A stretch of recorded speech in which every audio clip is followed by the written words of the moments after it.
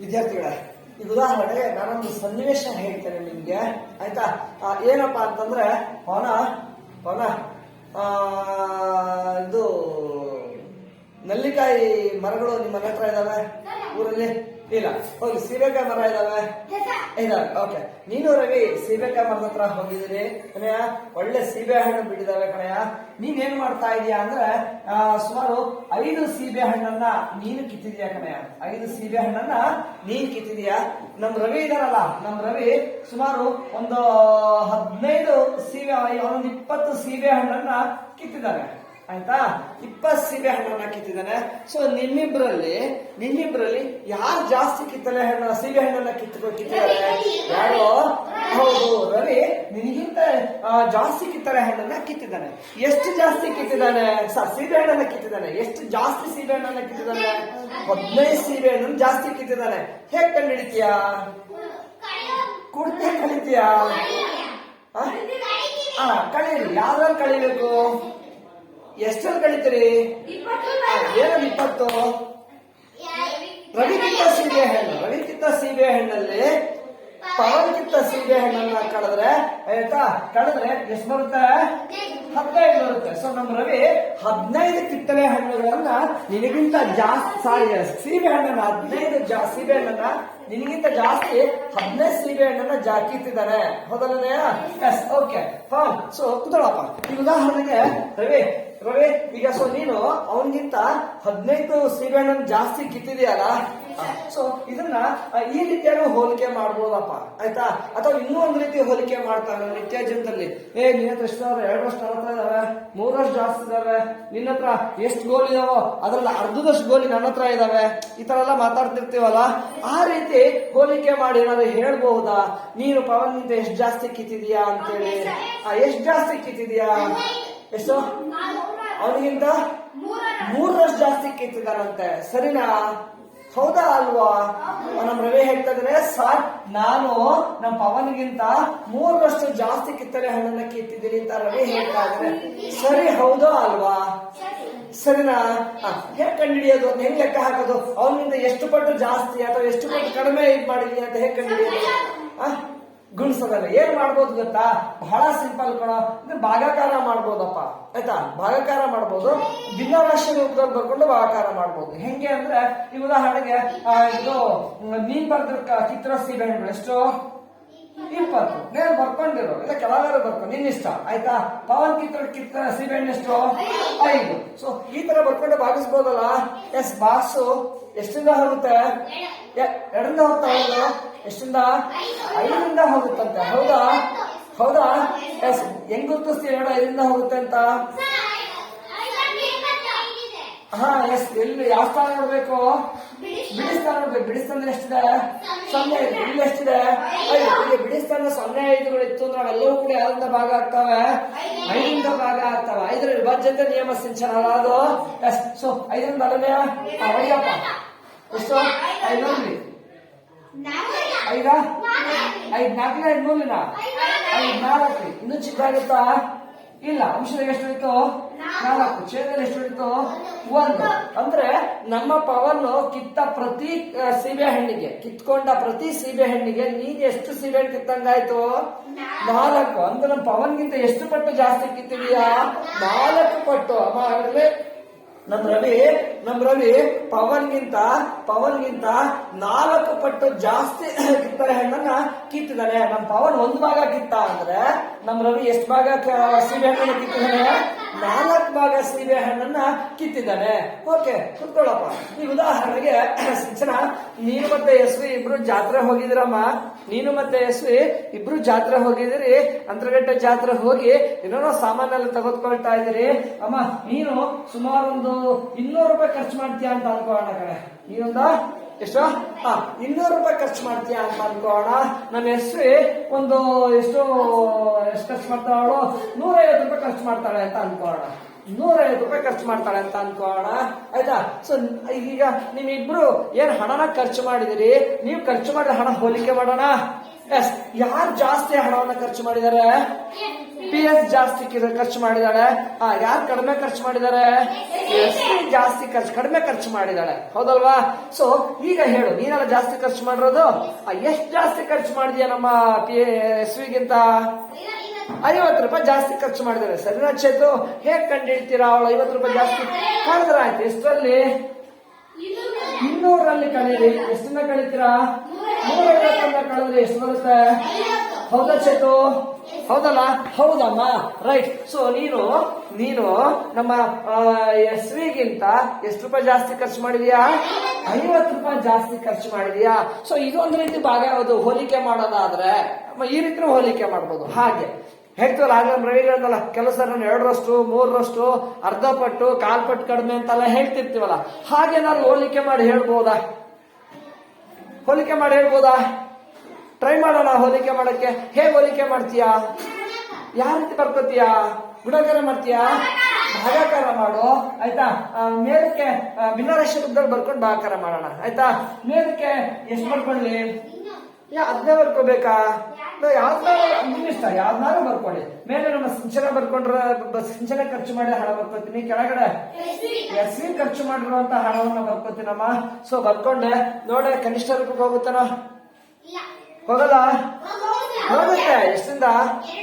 ನೋಡಿಲ್ಲ, 2ರಿಂದ ನೋಡಿ ಅಲ್ಲಿ. ಎಸ್, ಛೇದ ಮತ್ತು ಅಂಶದಾಗಿರೋ ಎರಡೂ ಸಂಖ್ಯೆಗಳಲ್ಲಿ ಏನಿದೆ? ಸೊನ್ನೆಗಳಿದಾವೆ. ಹಾಗಾಗಿ ಏನ್ ಮಾಡಿ, ಒಂದೊಂದು 0 ಕ್ಯಾನ್ಸಲ್ ಮಾಡಿ. ಒಂದೊಂದು 0 ಕ್ಯಾನ್ಸಲ್ ಮಾಡಿದ್ರೆ ಎಷ್ಟರಿಂದ ಭಾಗಿಸಿದ್ದಕ್ಕೆ ಸಮ? 5ರಿಂದ ಭಾಗಿಸಿದ್ಕ? ಎಷ್ಟರಿಂದ? 10ರಿಂದ ಭಾಗಿಸಿದ್ಕೆ ತಮ್ಮ. 10 20 200, 10 15 150, ಆಯ್ತಾ? 10ರಿಂದ ಭಾಗಿಸಿದ್ಕೆ ಸಮ. ಇನ್ನೊಂದು 0 ಇದೆ, ಹೊಡಿಲ್ಲ? ಯಾಕೆ? ಛೇದದಲ್ಲಿ ಇಲ್ಲ, ಹಾಗಾಗಿ ಬೇಡ. ಈಗ 150 200 ಎಷ್ಟಾಯ್ತು? 15 20 ಆಯ್ತು. ನೋಡಪ್ಪ, ಇನ್ನು ಚಿಕ್ಕದಾಗುತ್ತಾ ಇಲ್ಲ? ಹಾಗಲ್ಲ? ಆಗುತ್ತಾ ಆಗಲ್ಲಪ್ಪ? ಎಷ್ಟರಿಂದ? 5ರಿಂದ ಹೋಗುತ್ತೆ. 5ರಿಂದ 20, 5 4, 5ರಿಂದ 15, 5 3, ಆಯ್ತಾ? ಸೊ ಎಷ್ಟು ಬಂತಮ್ಮ? 3ನೇ 4 ಮೇಲೆ ರೀ, 4ನೇ 3 ಅಲ್ಲ, 3ನೇ 4 ಬಂತಪ್ಪ, ಹೌದಲ್ಲಮ್ಮ? Yes, right. ಸೊ ಈಗಂದ್ರೆ SV ಈಗ ನೀವಿಬ್ರು ಜಾತ್ರೆಯಲ್ಲಿ ಹಣ ಖರ್ಚು ಮಾಡ್ತಾ ಇದ್ದೀರಾ. ಎಷ್ಟು ಖರ್ಚು ಮಾಡ್ತಾ ಇದ್ದೀರಾ ಅಂತಂದ್ರ ನೀವು ಎಷ್ಟು ಖರ್ಚು ಮಾಡ್ತಾ ಇದ್ದೀರಾ ಅಂದ್ರೆ, ನೀನು ಹಣನ ಎಷ್ಟು ಭಾಗ ಖರ್ಚು ಮಾಡ್ತಾ ಇದೀಯಾ? ಎಷ್ಟು ಭಾಗ? 3 ಭಾಗ ಖರ್ಚು ಮಾಡ್ತಾ ಇದೀಯ. ಅವಳು ಎಷ್ಟು ಖರ್ಚು ಮಾಡ್ತಾವಳೆ? 4 ಭಾಗ ಖರ್ಚು ಮಾಡ್ತಾ. ಬೇಕಾದ್ರೆ ನೋಡಿ, ನೀನ್ ಹಣ ಖರ್ಚು ಮಾಡಿದೆ 150, ಅದನ್ನ ಎಷ್ಟು ಭಾಗ ಮಾಡ್ಬೇಕಂತ? 3 ಭಾಗ ಮಾಡಿ. 3 ಭಾಗ ಮಾಡಿದ್ರೆ 150 ರೂಪಾಯಿನ 3 ಭಾಗ ಮಾಡಿದ್ರೆ ಒಂದೊಂದು ಭಾಗದಲ್ಲಿ ಎಷ್ಟೆಷ್ಟು ರೂಪಾಯಿ ಬರುತ್ತೆ? 50 ಬರುತ್ತೆ, ಹೌದಲ್ಲೇ ಅಮ್ಮ? ಅವಳು ಖರ್ಚು ಮಾಡುವ ಹಣನ 3 ಭಾಗ ಮಾಡಿ, 3 ಭಾಗ ಮಾಡಿದ್ರೆ ಒಂದೊಂದು ಭಾಗದಲ್ಲಿ ಎಷ್ಟೆಷ್ಟು ರೂಪಾಯಿ ಬರುತ್ತೆ? 50 ಬರುತ್ತೆ, ಸರಿನಾ? ಅಂತ ಇವಳು ಎಷ್ಟು ಭಾಗ ಮಾಡಿದಾಳೆ? 50 ರೂಪಾಯಿನ 4 ಭಾಗ. 50 100 150 200 ರೂಪಾಯಿ, ಸರಿನಾ? ಸೊ ನಮ್ಮ ಸಿಂಚನ ಎಷ್ಟು ಭಾಗ ಖರ್ಚು ಹಣನ ಖರ್ಚು ಮಾಡಿದಾಳೆ? 4 ಭಾಗ. PS ಎಷ್ಟು ಭಾಗ? SV ಎಷ್ಟು ಖರ್ಚು ಮಾಡಿದಾಳೆ? 3 ಭಾಗ ಖರ್ಚು ಮಾಡಿದಾಳೆ, ಹೌದಲ್ಲೇನಮ್ಮ? ಸರಿ, ಕೂತ್ಕೊಳ್ಳಪ್ಪ. ಸೊ ಹಾಗಾದ್ರೆ ಜಾಸ್ತಿ ಖರ್ಚು ಮಾಡಿದ್ಯಾರು? PS ಜಾಸ್ತಿ ಖರ್ಚು ಮಾಡಿದಾಳೆ.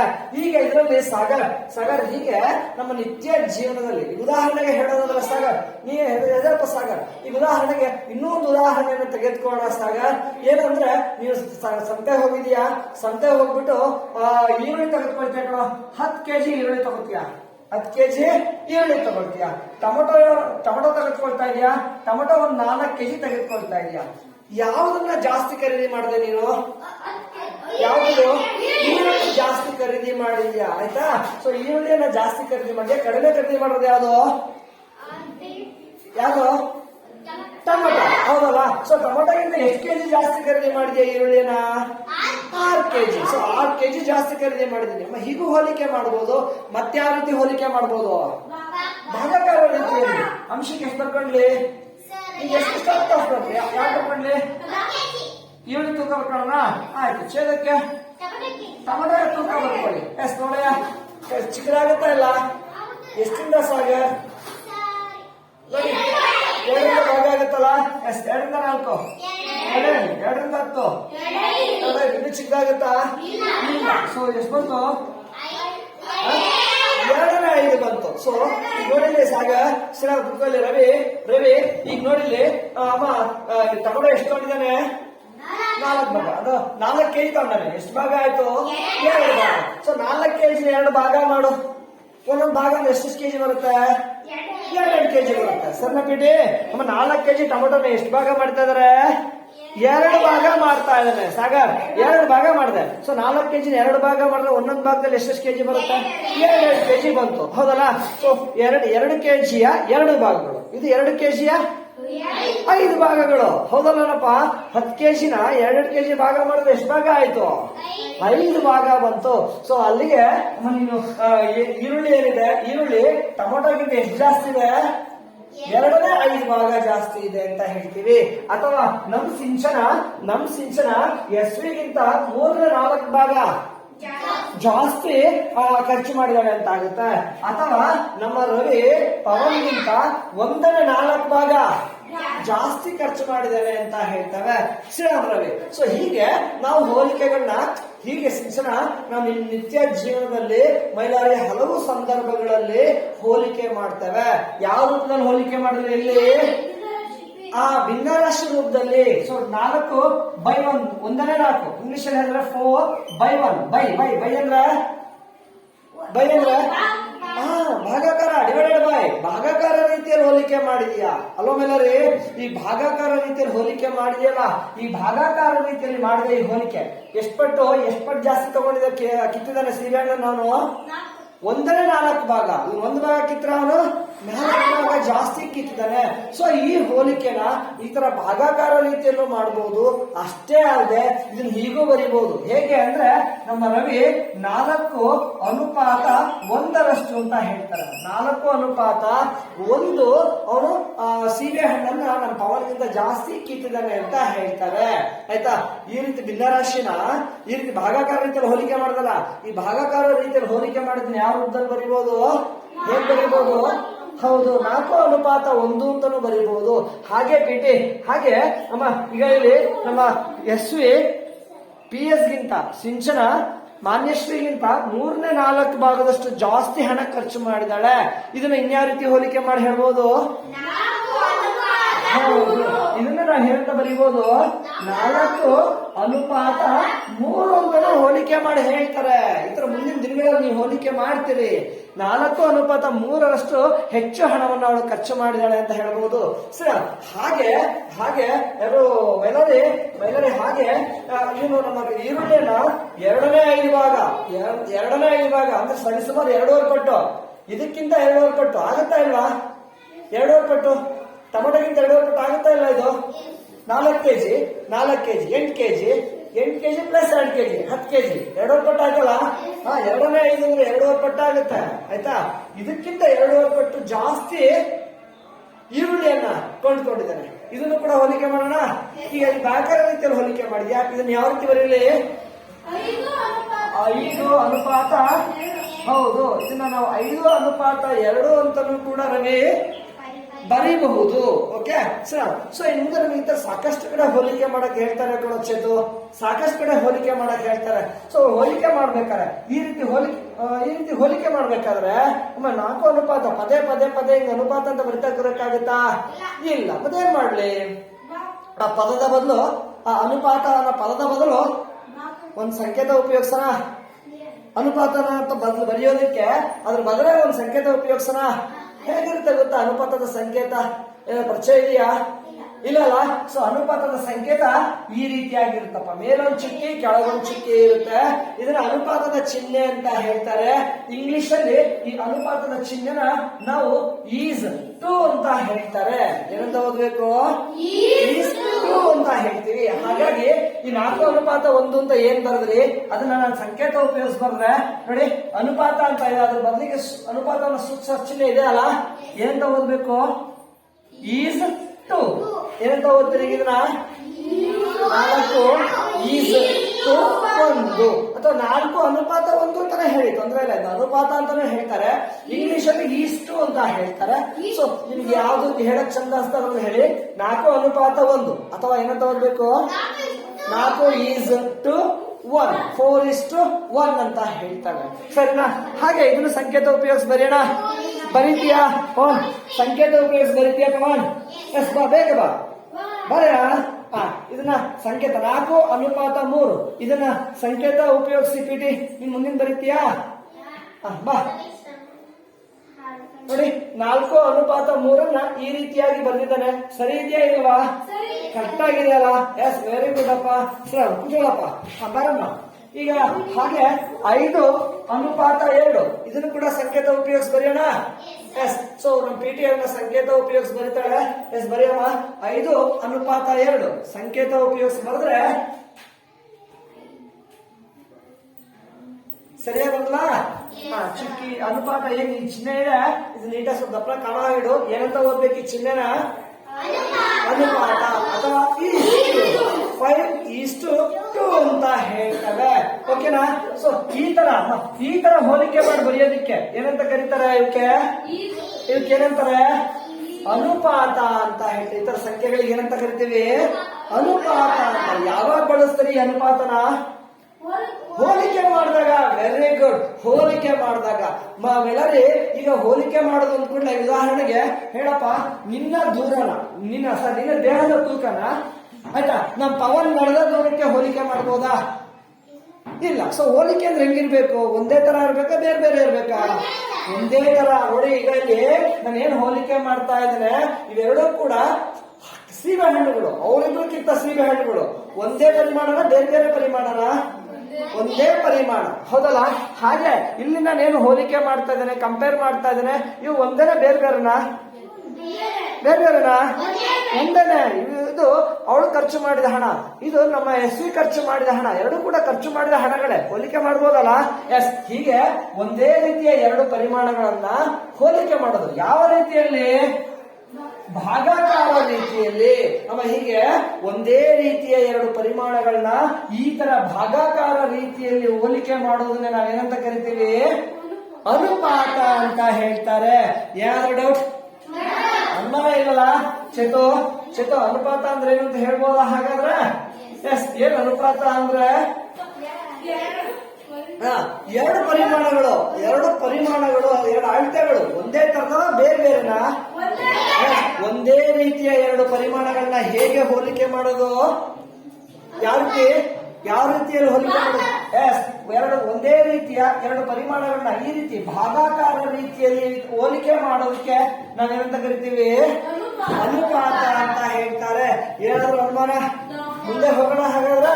ಸೊ ಅನುಪಾತ ಅಂದ್ರೆ ಏನು ಅಂತ ಗೊತ್ತಾಯ್ತು? ಓಕೆ, ರೈಟ್, ಸರಿಯಪ್ಪ. ಈಗ ಉದಾಹರಣೆಗೆ ಈ ತರ ಇದೆ. ಏನಪ್ಪಾ ಅಂತಂದ್ರೆ ಅದು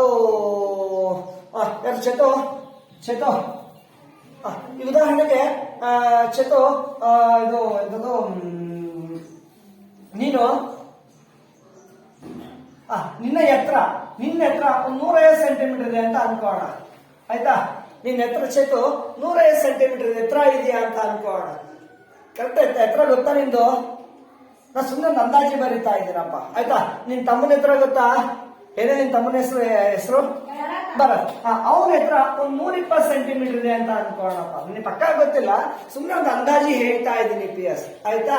ಸೊ ಈಗ ಇಬ್ಬರ ಎತ್ತರಗಳನ್ನು ನೋಡು, ಯಾರ ಎತ್ತರ ಜಾಸ್ತಿ? ಚೇತು ಎತ್ತರ ಜಾಸ್ತಿ. ಚೇತು, ನೀನು ನಿನ್ ತಮ್ಮಗಿಂತ ಎಷ್ಟು ಜಾಸ್ತಿ ಇದೆಯಾ? 30 ಸೆಂಟಿಮೀಟರ್ ಜಾಸ್ತಿ ಇದ್ದಾನೆ. ಹೀಗೂ ಹೋಲಿಕೆ ಮಾಡ್ಬೋದಲ್ಲ? ಎಸ್, ಹೀಗೂ ಹೋಲಿಕೆ ಮಾಡ್ಬೋದು. ಮತ್ತಿನ್ಯಾವ ರೀತಿ ಹೋಲಿಕೆ ಮಾಡ್ಬೋದು? ಭಾಗಾಕಾರ ರೀತಿಯಲ್ಲಿ. ಯಾವ್ದನ್ನ ಭಾಗಿಸೋಣ? ಇದನ್ನ ಭಾಗಿಸಬಾರ್ದಾ? ಇದನ್ನ ಭಾಗಿಸಿ. 120. ನಾವು ಒಂದು ತಮ್ಮನ ಎತ್ತರವನ್ನೇ ಭಾಗಿಸಿ. ಎಷ್ಟಿಂದ ಭಾಗಿಸೋಣ? ಚೇತು ಎತ್ತರದಿಂದ ಭಾಗಿಸೋಣ. ಹೇಳು ಚೇತು, ಫಸ್ಟ್ ಏನ್ ಮಾಡ್ಲಿ? ಎರಡು ಸೊನ್ನೆಗಳಿದಾವೆ, ಸೊನ್ನೆಗಳು ಹೊಡೆದಾಕು. 150 120 ಎಷ್ಟಾಯ್ತು? 15 12 ಆಯ್ತು. ಇನ್ನು ಚಿಕ್ಕದಾಗುತ್ತಾ ಇಲ್ವಾ? ಆಗುತ್ತೆ. ಎಷ್ಟಿಂದ? 3 ರಿಂದ 12, 3 ರಿಂದ 15, 3 ಅಲ್ಲಿಗೆ ಇನ್ನು ಚಿಕ್ಕದಾಗುತ್ತಾ? ಇಲ್ಲ. ಎಷ್ಟು ಬಂತು? 5ನೇ 4 ಬಂತು. ಹೌದಲ್ಲ? ಅಂದ್ರೆ ನಮ್ ಪವನ್ ಸಾರಿ ಇವ್ರು ಯಾರು? ನಮ್ ಚೇತು ಅಲ್ಲ, ಚೇತು ತಮ್ಮ ಪವನ್ನ ಎತ್ತರ ಎಷ್ಟು ಭಾಗ ಇದ್ದಾನೆ? 5ನೇ 4 ಭಾಗ ಇದ್ದಾನೆ. ಅವನ ತಮ್ಮ ಚಿಕ್ಕವನಲ್ಲ, ಎಷ್ಟು ಚಿಕ್ಕವನಪ್ಪ ಅಂದ್ರೆ ಚೇತನಿಂದ 5ನೇ 4 ಭಾಗ ಚಿಕ್ಕವನಪ್ಪ. ಆಯ್ತಾ? ಸೊ ಅಂದ್ರೆ ಎತ್ತರದಲ್ಲಿ ನಮ್ ಚೇತ ಎತ್ತರ ಎಷ್ಟು ಭಾಗ ಮಾಡಿದ್ದಾರೆ? 5 ಭಾಗ. 150 ಸೆಂಟಿಮೀಟರ್ ಕರೆಕ್ಟಾಗಿ 5 ಭಾಗ ಮಾಡುವ ಎಷ್ಟೆಷ್ಟು ಬರುತ್ತೆ? 5 ಭಾಗ ಮಾಡು 150ನ್ನ. 5 ಭಾಗ ಮಾಡ್ಬೇಕಲ್ವಾ? ನೋಡ್ರಿ 5ರಿಂದ 1 5 ಸೊನ್ನೆಗೆ 0 ಶೇಷ 1. ಈಗ 5ನ ಕೆಳಗೆ ಇಳಿಸ್ಕೊ. ಎಷ್ಟಾಯ್ತು? 15. ಎಷ್ಟು ಬರುತ್ತೆ? 5 3 15 ಶೇಷ 0. ಈಗ 0 ಕೆಳಗೆ ಇಳಿಸ್ಕೊ. 0 ಕೆಳಗೆ ಇಳಿಸ್ಕೊಂಡೆ ಎಷ್ಟು ಬರುತ್ತೆ? 5 ಸೊನ್ನೆಗೆ 0 ಶೇಷ 0. ಅಂದ್ರ ಅಮ್ಮ ಈ 150 ಸೆಂಟಿಮೀಟರ್ನ 5 ಭಾಗ ಮಾಡಿದ್ರೆ ಒಂದೊಂದು ಭಾಗದಲ್ಲಿ ಎಷ್ಟು ಸೆಂಟಿಮೀಟರ್ ಬರುತ್ತೆ? 30 ಸೆಂಟಿಮೀಟರ್. ನೋಡಿ 30 30 60 60 30 90 90 30 120 120 150. ಸರಿ ಆಯ್ತಲ್ಲ Chethu? Yes right side Chethu Shriram. So ಇದನ್ನ ಕರೆಕ್ಟ್ ಸಮಭಾಗ ಮಾಡಿದ್ರೆ ಆಯ್ತಾ, ಒಂದೊಂದು ಭಾಗದಲ್ಲಿ 30 ಎಷ್ಟು ಬರುತ್ತೆ? 30 ಸೆಂಟಿಮೀಟರ್ ಬರ್ತವೆ. ಅಂತ ಎಷ್ಟು ಭಾಗ ನಮ್ಮ ಚೇತು ಇದಾನೆ? 4 ಭಾಗ. ಅಂದ್ರೆ 30 30 60 60 30 ಬರತ್ತಲ್ಲ ಹೆಸರು? 60 30 ಎಷ್ಟಾಯ್ತು? 90 90 30 120. ಸರಿ ಅಲ್ವಾ? ಎಸ್. ಸೊ ಎಷ್ಟು ಎತ್ತರ ಇದ್ದಾನೆ ಅಂದ್ರೆ ಚೇತು 5 ಭಾಗ ಎತ್ತರ ಇದ್ರೆ ಆದ್ರೆ ಅವನು ಎಷ್ಟು ಭಾಗ ಇದ್ದಾನೆ? ಹೌದು, ಅವನ ಎತ್ತರದಲ್ಲಿ ಅವನ ತಮ್ಮ ಭರತ್ 4 ಭಾಗ ಇದ್ದಾನೆ. ಸೊ ಹೀಗೆ ಒಂದೇ ರೀತಿ ನೋಡಿ, ಇದು ಚೇತು ಎತ್ತರ, ಇದು ಅವನ ತಮ್ಮ ಭರತ್ನ ಎತ್ತರ. ಹೀಗೆ ಒಂದೇ ರೀತಿಯ 2 ಪರಿಮಾಣಗಳನ್ನ ನಾನು ಏನ್ ಮಾಡಿದ್ದೀನಿ? ಭಾಗಾಕಾರ ರೀತಿಯಲ್ಲಿ ಹೋಲಿಕೆ ಮಾಡಿದ್ದೀನಿ ಪಿಟಿ. ಭಾಗಾಕಾರ ರೀತಿಯಲ್ಲಿ ಹೋಲಿಕೆ ಮಾಡೋದಕ್ಕೆ ಏನಂತ ಕರೀತಾರೆ? ಅನುಪಾತ ಅಂತ ಹೇಳ್ತಾರೆ. ಸೊ ನನಗೆ ಅನುಪಾತ ರೂಪದಲ್ಲಿ ಬರ್ದಿದ್ದೀನಾ? ಇಲ್ಲ. ಸಾಗರ್ ಅನುಪಾತ ರೂಪದಲ್ಲಿ ಬರೆಯೋಣ. ಹೇಳ್ತೀಯಾ ಸಾಗರ್ ಅನುಪಾತ ರೂಪದಲ್ಲಿ? ಹೇಳು ಸಾಗರ್. 4 ಅನುಪಾತ 4 ಅನುಪಾತ 5 ಅಂತ ಬರಿತೀವಿ. ಸಣ್ಣ ಅನುಪಾತ ಇದನ್ನ ಸಂಕೇತ ಉಪಯೋಗಿಸಿದ್ರೆ ಎಸ್ವಿ, ಇದನ್ನ ಸಂಕೇತ ಉಪಯೋಗಿಸಿದ್ರೆ 4 ಅನುಪಾತ 5. ಹೌದಲ್ಲಮ್ಮ? 4 ಅನುಪಾತ 5. ಇಂಗ್ಲಿಷ್ ಅಲ್ಲಿ ಹೇಳಿದ್ರೆ 4:5 ಅಂತ ಆಯ್ತು. ಸೊ ಈ ಅನುಪಾತ ಸಂಖ್ಯೆಗಳು ಏನಿದೆ, ಉದಾಹರಣೆಗೆ ಇನ್ನೊಂದು ಅನುಪಾತ ಸಂಖ್ಯೆ ಏನ್ ಮುಂದೆ ಬರ್ತಿದ್ದೇನೆ. ಇದರಲ್ಲಿ ಈ ಅನುಪಾತ ಸಂಕೇತ ಇದೆ, ಇಷ್ಟು ಇದೆಯಲ್ಲ, ಈ ಇಷ್ಟುಗಿಂತ ಮೊದ್ಲಿಗೆ ಬರ್ತೀವಲ್ಲ ಈ ಸಂಖ್ಯೆ, ಇದಕ್ಕೆ ಏನಂತಾರೆ ಗೊತ್ತಾ? ಇಲ್ವಾ? ಸೊ ಇದಕ್ಕೆ ನಾವು ಪೂರ್ವ ಪದ ಅಂತ ಹೇಳ್ತಾರೆ. ಏನಂತ ಕರೀತಾರೆ ಇದಕ್ಕೆ? ಪೂರ್ವ ಪದ. ಚೆನ್ನಾಗಿ ನೆನ್ಪಿಡ್ಕೊಂಬಾರತಿ. ಒಂದು ಅನುಪಾತ ಸಂಖ್ಯೆಯಲ್ಲಿ ಈ ಏನು ಅನುಪಾತ ಚಿಹ್ನೆ ಏನಿದೆ, ಈ ಅನುಪಾತ ಚಿಹ್ನೆ ಇಷ್ಟು ಇದೆಯಲ್ಲ ಪಿಟಿ, ಇಷ್ಟುಗಿಂತ ಮೊದಲು ಬರೆದ ಸಂಖ್ಯೆಗೆ ಏನಂತ ಕರೀತಾರೆ? ಪೂರ್ವ ಪದ ಅಂತಾರೆ. ಹಾಗಾದ್ರೆ ಮಾರುತಿ ಇಷ್ಟು ಚಿಹ್ನೆ ನಂತರ ಇದೆಯಲ್ಲ ಸಂಖ್ಯೆ, ಅದಕ್ಕೆ ಏನನ್ಬೋದು ಮಾರುತಿ? ಉತ್ತರ ಪದ ಅಂತಾರ? ಪಶ್ಚಿಮ ಪದ ಅಂತಾರ? ಏನ್ ಹೇಳ್ಬೋದು? ದಕ್ಷಿಣ ಪದ ಅಂತಾರ? ಏನೇನ್ಬೋದು? ಪಶ್ಚಿಮ ಅನ್ನಲ್ಲ ಕಣ್ರಯ್ಯ, ಏನಂದ್ರೆ ಉತ್ತರ ಅಂತ ಹೇಳ್ತಾರೆ, ದಕ್ಷಿಣ ಅಂತ ಹೇಳಲ್ಲ. ಆಯ್ತಾ? ಉತ್ತರ ಪದ ಅಂತ ಹೇಳ್ತಾರೆ. ಆಯ್ತಾ? ಸೊ ಹೀಗೆ ನೀನ್ ಯಾವುದೇ ಒಂದು ಅನುಪಾತ ಸಂಖ್ಯೆ ತಗೋ. ಕೇಳಿಸ್ತಾ? ರವಿ ನೀನ್ ಯಾವುದೇ ಒಂದು ಅನುಪಾತವನ್ನ ತೆಗೆದುಕೋ ಪಿಟಿ. ಆ ಅನುಪಾತ ಸಂಖ್ಯೆಯಲ್ಲಿ ಅನುಪಾತ ಚಿಹ್ನೆಯ ಮೊದಲು ಬರ್ತಿರೋ ಸಂಖ್ಯೆಯನ್ನ ಪೂರ್ವ ಪದ ಅಂತಲೂ, ಹಾಗೆ ಇದು ಇಷ್ಟು ಚಿಹ್ನೆಯ ನಂತರ ಬರೆದಿರೋ ಸಂಖ್ಯೆಯನ್ನ ಉತ್ತರ ಪದ ಅಂತಲೂ ಕೂಡ ಕರೀತವೆ. ಓಕೆನಾ? ಸೊ ಈಗ ನಿಮಗೆ ಕೆಲವು ಅನುಪಾತಗಳನ್ನ ಬರೀತೇನೆ. ಅದ್ರ ಪೂರ್ವ ಪದ ಯಾವುದು, ಉತ್ತರ ಪದ ಯಾವುದು ಹೇಳ್ತೀರಾ? Okay right. ಸರಿ. ಹಾಗಾದ್ರೆ ಉದಾಹರಣೆಗೆ ಮೇಘ ಅನುಮಾನ ಏನಾದ್ರು ಇದೆಯಪ್ಪ? ಮೇಘ, ಹೀಗಾಗಿ ಒಂದು ಅನುಪಾತ ಸಂಖ್ಯೆಯನ್ನು ಓದುತ್ತಾಯಿ.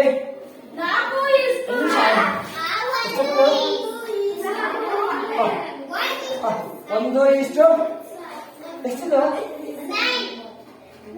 9:9. ಇದರಲ್ಲಿ ಈ ಒಂದು ಏನಂತ ಕರೀತಾರಮ್ಮ? ಪೂರ್ವ ಪದ ಅಂತ. 9ನ್ನ ಉತ್ತರ ಪದ ಅಂತ ಕರೀತವೆ. ಕೂತ್ಕೊಳ್ಳಪ್ಪ. ಈ ಉದಾಹರಣೆಗೆ ಚೇತು ಇದನ್ನ ಈ ಅನುಪಾತ ಸಂಖ್ಯೆ ಓದು. 5 5:3 5:3 ಇದರಲ್ಲಿ ಈ 3 ಏನಂತ ಕರೀತಾರೆ? ಇದು ಉತ್ತರ ಪದ ಅಂತ ಸರಿನಾ ಬಿಡಿ? ಇದು ಉತ್ತರ ಪದ ಅಂತ ಸರಿನಾ? ಇದು ಪೂರ್ವ ಪದ ಹೌದಾ? ಹೌದನೆಯ? ರೈಟ್ ಶ್ರೀರಾಮ್ ಕುತ್ಕೊಳ್ಳಯ್ಯ. ಈ ಉದಾಹರಣೆಗೆ ಈ ತರ ಇದೆ, ಒಂದು ಅನುಪಾತ ಸಂಖ್ಯೆ ಇದೆ. ಅದರಲ್ಲಿ ಸಾಗರ್ ಇದರಲ್ಲಿ ಪೂರ್ವ ಪದ ಯಾವುದು? ಯಾವುದು ಪೂರ್ವ ಪದ? 6 11 ಹೌದು 6 ಪೂರ್ವ ಪದ ಅಪ್ಪ. 6ನ ಪೂರ್ವ ಪದ ಅಂತ ಕರಿತೀವಿ. ಉತ್ತರ ಪದ ಎಷ್ಟಿದೆ? ಹೌದು ಉತ್ತರ ಪದ ಯಾವುದು? ಹೌದು 11ನ್ನ ಉತ್ತರ ಪದ ಅಂತ ಕರಿತೇವೆ. ಪಿಟಿ ಈ ಉದಾಹರಣೆಗೆ ಈ ಒಂದು ಅನುಪಾತ ಸಂಖ್ಯೆ ಓದಮ್ಮ ಒಂದ್ಸರಿ. ಅನುಪಾತ ಸಂಖ್ಯೆನ 10:3 ಸಣ್ಣ ಮಾರುತಿ. ಇದರಲ್ಲಿ ಪೂರ್ವ ಪದದಲ್ಲಿ ಎಷ್ಟಿದೆ? ಇದು ಪೂರ್ವ ಪದ ಅಂತೆ ಹೌದಾ? ಉತ್ತರ ಪದದಲ್ಲಿ ಎಷ್ಟಿದೆ? 3. ವೆರಿ ಗುಡ್ ಅಮ್ಮ. ಶ್ರೀರಾಮ್ ಕುತ್ಕೊಳ್ಳಪ್ಪ. ಸೊ ಈ ಉದಾಹರಣೆಗೆ ಆಗ್ಲೇ ನೀವು ಹೇಳಿದ್ರಿ ಏನಪ್ಪಾ ಅಂದ್ರೆ ಏನು ಈ ಅನುಪಾತ ಅಂದ್ರೆ? ಉದಾಹರಣೆ ಹೀಗೆ ಇದೆ. ಏನ್ ಅನುಪಾತ ಅಂದ್ರೆ ರವಿ? ಏನ್ ಅನುಪಾತ ಸಂಖ್ಯೆ ಅಂದ್ರೆ?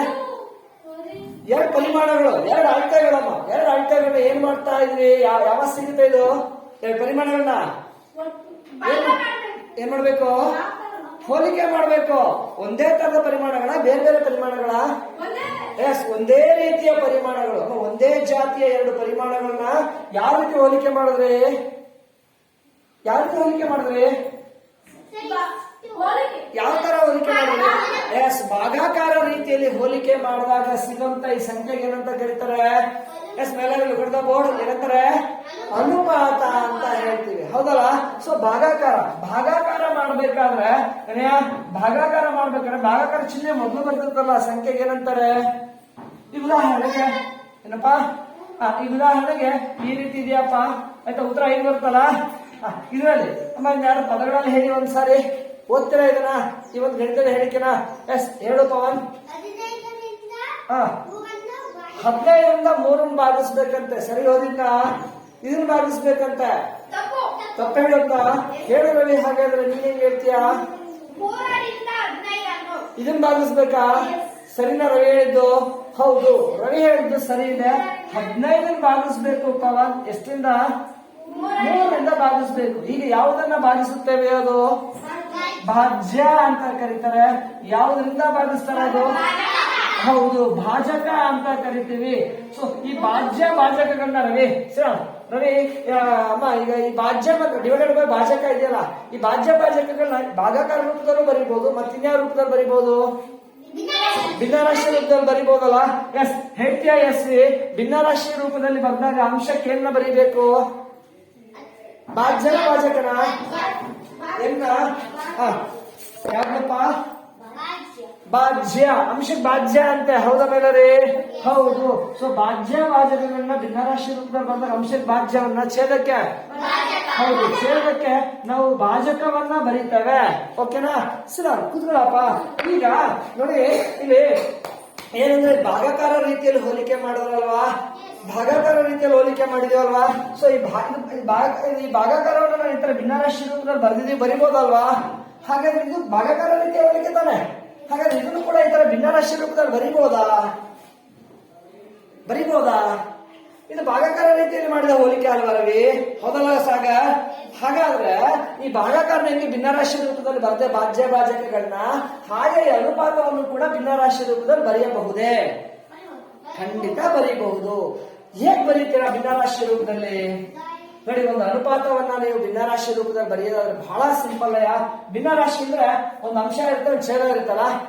ಅಂಶಕ್ಕೆ ಏನ್ ಬರೀಬೇಕಪ್ಪ ಅಂದ್ರೆ ಅಂಶಕ್ಕೆ ಪೂರ್ವ ಪದವನ್ನ ಬರೀಬೇಕು. ಅಂಶಕ್ಕೆ ಪೂರ್ವ ಪದ ಬರೀಬೇಕು. ಛೇದಕ್ಕೆ ಉತ್ತರ ಪದವನ್ನ ಬರೀರಿ.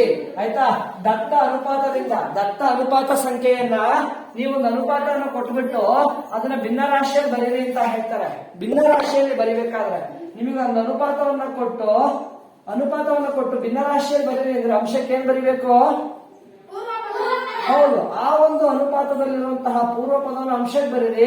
ಛೇದಕ್ಕೆ ಏನ್ ಬರಿಬೇಕು? ಹೌದು, ಉತ್ತರ ಪದವನ್ನ ಬರಿಬೇಕು. ಮೇಘ ನೆನ್ಪಿಕೊಂಡಿರ್ತೀಯಾ? ಬರೆಯೋಣ ಹಾಗಾದ್ರೆ ಪಿಟಿ.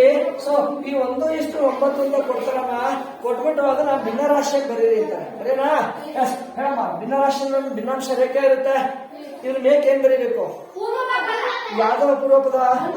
1. ಛೇದಕ್ಕೆ ಏನ್ ಬರೀಬೇಕು? ಉತ್ತರ ಪದ. ಎಷ್ಟು? ಹೌದು, ಛೇದಕ್ಕೆ ಉತ್ತರ ಪದ ಬರೀಬೇಕು. ಉತ್ತರ ಪದ ಇದೆಯಲ್ಲ, ಇಷ್ಟು ಚಿಹ್ನೆ ನಂತರ ಇರೋ ಸಂಖ್ಯೆ, ಸರಿಯಲ್ಲ? Very good. ಸೊ 1:9 ಭಿನ್ನರಾಶಿ ಬರೆದ್ರೆ 9:1. ಪವನ್ ಈ ಉದಾಹರಣೆಗೆ 8:5 15. ಇದನ್ನ ಭಿನ್ನರಾಶಿಯಲ್ಲಿ ಬರೀರಿ ಅಂತಾರೆ. ಭಿನ್ನರಾಶಿ ಅಲ್ಲೊಂದು ಭಿನ್ನಾಂಶ ರೇಖೆ ಇರುತ್ತೆ, ಹೌದಲ್ಲ? ಭಿನ್ನಾಂಶ ರೇಖೆ ಕೆಳಗೆ ಏನ್ ಬರಿಬೇಕಂತ? ಉತ್ತರ ಪದ. ಇದು ಉತ್ತರ ಪದ ಎಷ್ಟು? 15.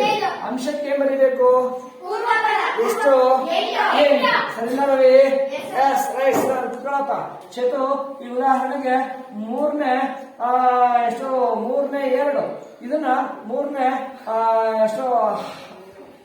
3/22. ಚೇತು ಈ ಒಂದು ಅನುಪಾತವನ್ನ ನೀವು ಭಿನ್ನರಾಶಿ ರೂಪದಲ್ಲಿ ಬರೀರಿ ಅಂತಾರೆ. ಬರೆಯೋಣ? ಅಂಶಕ್ಕೆ ಏನ್ ಬರೀಬೇಕು ಚೇತು? ಎರಡರಲ್ಲಿ ಪೂರ್ವಪದ ಯಾವುದು? 3 ಪೂರ್ವಪದ ಅಂತೆ, ಹೌದಾ ಮಾರುತಿ? ಎಸ್ 3 ಪೂರ್ವಪದ. ಛೇದಕ್ಕೆ ಏನ್ ಬರೀಬೇಕು? ಎಷ್ಟು ಉತ್ತರ ಪದ? 22. ಸರಿನಾ ಸಾಗ? Yes right sir. ಕುದಪ್ಪ. ಈ ಉದಾಹರಣೆಗೆ 15:11. ಇದನ್ನ ಸಾಗರ್ ಏನು ಭಿನ್ನರಾಶಿ ರೂಪದಲ್ಲಿ ಬರೀರಿ ಅಂತಾರೆ. ಬರೆಯೋಣ? ಸೊ ಭಿನ್ನಾಂಶ ರೇಖೆ ಕೆಳಗೆ ಏನ್ ಬರೀಬೇಕು? ಕೆಳಗೆ ಹೌದು, ಕೆಳಗೆ ಉತ್ತರ ಪದ ಬರೀಬೇಕು. ಸೊ ಇದರ ಉತ್ತರ ಪದ ಎಷ್ಟು? 11. ಸೊ ಭಿನ್ನಾಂಶ ರೇಖೆ ಮೇಲಕ್ಕೆ ಏನ್ ಬರೀಬೇಕು? ಎಷ್ಟು ಪೂರ್ವಪದ ಇಲ್ಲಿ? 15. ಸೊ 15 ಎಷ್ಟು? 11 ಭಿನ್ನರಾಶಿ ರೂಪದಲ್ಲಿ ಬರೆದ್ರೆ 15 ಆಗುತ್ತೆ. ಸರಿಯಪ್ಪ ಕೂರು. ಈಗ PS. ಸೊ ಈಗ ನಮಗೆ ಶಿಕ್ಷಣ ಈ ಅನುಪಾತವನ್ನು ಭಿನ್ನರಾಶಿ ರೂಪದಲ್ಲಿ ಬರೆದಲ್ಲ, ಹಾಗೆ ಇದೊಂದು ಭಿನ್ನರಾಶಿ ಕೊಡ್ತಾರಮ್ಮ. ಭಿನ್ನರಾಶಿ ಕೊಡ್ತಾರೆ, ಈ ರೀತಿ ಇರುತ್ತೆ.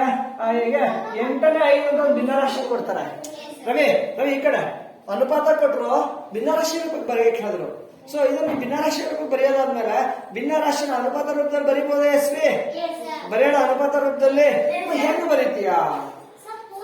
ಸೊ ನೆನ್ಪಿಡ್ಕೋ, ಒಂದು ಭಿನ್ನರಾಶಿ ಅಂದ್ರೆ ಅಂಶದಲ್ಲಿ ಏನ್ ಬರ್ದಿರ್ತಾರೆ? ಪೂರ್ವ ಪದನ. ಛೇದದಲ್ಲಿ ಏನ್ ಬರ್ದಿರ್ತಾರೆ? ಉತ್ತರ ಪದನ. ಸೊ ಅನುಪಾತ ಅಂದ್ರೆ ಇಷ್ಟು ಚಿಹ್ನೆ ಇರುತ್ತೆ, ಇಷ್ಟು ಚಿಹ್ನೆ ಮೊದಲು ಬರಿಬೇಕಾದ ಏನನ್ನ? ಪೂರ್ವ ಪದ. ಎರಡರ ಪೂರ್ವ ಪದ ಯಾವುದು? 5 ಅಲ್ಲ ಸಾಗ? ಪೂರ್ವ ಪದ ಅಂಶಕ್ಕೆ ಬರ್ದಿರ್ತಿ ತಾನೆ? ಇದೇ ತಾನೆ ಮೇಘ ಪೂರ್ವ ಪದ? ಮೇಘ ಇದೆಲ್ಲ ಪೂರ್ವ ಪದ, ಹೌದಲ್ಲ? ಸೊ ಹೀಗೆ ಇಲ್ಲೇ ಬರ್ದ್ಬಿಡು. ಉತ್ತರ ಪದ ಎಲ್ಲಿರುತ್ತೆ? ಛೇದದಲ್ಲಿ ಇರುತ್ತೆ. ಎಷ್ಟು ಉತ್ತರ ಪದ? 8. ಸೊ 8/5 ನಾವು ಭಿನ್ನರಾಶಿ ರೂಪದಲ್ಲಿ ಬರೆದ್ರೆ, ಸಾರಿ ಅನುಪಾತ ರೂಪದಲ್ಲಿ ಬರೆದ್ರೆ 8. 5 ಎಷ್ಟು? 8. ಎಸ್ವಿ 5:8 ಅಥವಾ 5:8. ಸರಿ ಮೈಲಾರಿ ಈ ಉದಾಹರಣೆಗೆ 11/7. ಇದನ್ನ ಅನುಪಾತ ರೂಪದಲ್ಲಿ ಬರೀರಿ ಅಂತಾರೆ. ಅನುಪಾತ ಚಿಹ್ನೆ ಇಟ್ಕೊಳ್ಳೋಣ. ಅನುಪಾತದ ಮೊದಲು ಎಂತ ಯಾವ ಬರೀಬೇಕು? ಪೂರ್ವಪದ. ಅಂಶದಾಗಿರುತ್ತಾ ಛೇದಾಗಿರುತ್ತಾ? ಅಂಶದಲ್ಲಿ ಇರುತ್ತೆ, ಹೌದಲ್ಲ? ಸೊ ಬರ್ಕೊಂಡ್ಬಿಡಿ. ಆ ಕಡೆಗೆ ಬರಿಬೇಕು ಉತ್ತರ ಪದ. ಎಲ್ಲಿರುತ್ತೆ? ಛೇದದಲ್ಲಿ. ಎಷ್ಟು? 11. 11/7 ನಾವು ಅನುಪಾತ ರೂಪದಲ್ಲಿ ಬರೆದ್ರೆ 11. ಸರಿನಾ? ಎಸ್ರಿ ಈ ಉದಾಹರಣೆಗೆ ಪುಟಿ 10/9. ಇದನ್ನ ನೀನು ಅನುಪಾತ ರೂಪದಲ್ಲಿ ಬರೀ ಅಂತಾರೆ. ಅನುಪಾತ ಅಂದ್ರೆ ಅಲ್ಲೊಂದು ಅನುಪಾತ ಚಿಹ್ನೆ ಇರುತ್ತೆ. ಫಸ್ಟಿಗೆ ಏನ್ ಬರೀಬೇಕು? ಪೂರ್ವಪದ. ಎಲ್ಲಿರುತ್ತೆ ಪೂರ್ವಪದ? ಅಂಶದಲ್ಲಿ. ಎಷ್ಟಿದೆ? 9. ಸೊ ಅಲ್ಲಿಗೆ ಬರೆದು ಬಿಡು, ಆಯ್ತಾ? ನಂತರ ಆ ಕಡೆಗೆ ಬರೀಬೇಕು ಉತ್ತರ ಪದ ಬರೀಬೇಕು. ಸೊ ಬರೀಬೇಕಾ? ಎಲ್ಲಿರುತ್ತೆ ಉತ್ತರ ಪದ? ಛೇದ. ಎಷ್ಟಿದೆ ಛೇದದಲ್ಲಿ? 10. ಸೊ ಅದನ್ನ ಇಲ್ಲಿಗೆ ಬರೀ. ಓಕೆನಾ? ರೈಟ್. ಸಿಡಾನ್ ಕುತ್ಕೊಳ್ಳಮ್ಮ. ರೈಟ್. ಸರಿಯಪ್ಪ. ಸೊ ಹೀಗೆ ನಿಮಗೆ ಹಲವು ಸಂದರ್ಭಗಳಲ್ಲಿ ಈ ತರ ಅನುಪಾತ ಸಂಖ್ಯೆ ಕೊಡ್ತಾರೆ, ಅದನ್ನ ಭಿನ್ನರಾಶಿಯ ಬರೆಯಕ್ಕೆ ಹೇಳ್ತಾರೆ. ಬರೀತೀರಾ? ಬರೀಬೇಕಾದ್ರೆ ನೆನಪಿರಲಿ, ಅಂಶಕ್ಕೆ ಏನ್ ಬರೀಬೇಕು? ಅಂಶಕ್ಕೆ ಛೇದಕ್ಕೆ ಉತ್ತರ ಬರೀ. ಹಾಗೆ ಭಿನ್ನರಾಶಿ ಕೊಡ್ತಾರೆ, ಅದನ್ನ ಅನುಪಾತ ರೂಪದಲ್ಲಿ ಹೇಳಕ್ಕೆ ಬರೆಯಕ್ಕೆ ಹೇಳ್ತಾರೆ. ಬರೀತೀರಾ? ಎಸ್ ಬರೀರಿ. ಸೊ ಫಸ್ಟಿಗೆ ಏನ್ ಬರೀಬೇಕು? ಅನುಪಾತ ಚಿಹ್ನೆ ಮೊದಲು ಪೂರ್ವಪದ. ಪೂರ್ವಪದ ಎಲ್ಲಿರುತ್ತೆ? ಇದರಲ್ಲಿ ಭಿನ್ನರಾಶಿಯಲ್ಲಿ ಪೂರ್ವಪದ ಎಲ್ಲಿರುತ್ತೆ? ಅಂಶದಲ್ಲಿರುತ್ತೆ. ಸೊ ಅದೇ ಪೂರ್ವ ಪದ. ಉತ್ತರ ಪದ ಎಲ್ಲಿರುತ್ತೆ? ಛೇದದಲ್ಲಿರುತ್ತೆ. ಸೊ ಅದನ್ನ ಆ ಕಡೆ ಬರ್ದು ಬಿಡಿ. ಕಷ್ಟನಾ? ಇಲ್ಲ. ಸೊ ಮಾಡ್ತೀರಾ ಹಾಗಾದ್ರೆ ಅವನ್ನ ನೀವು? ಓಕೆ.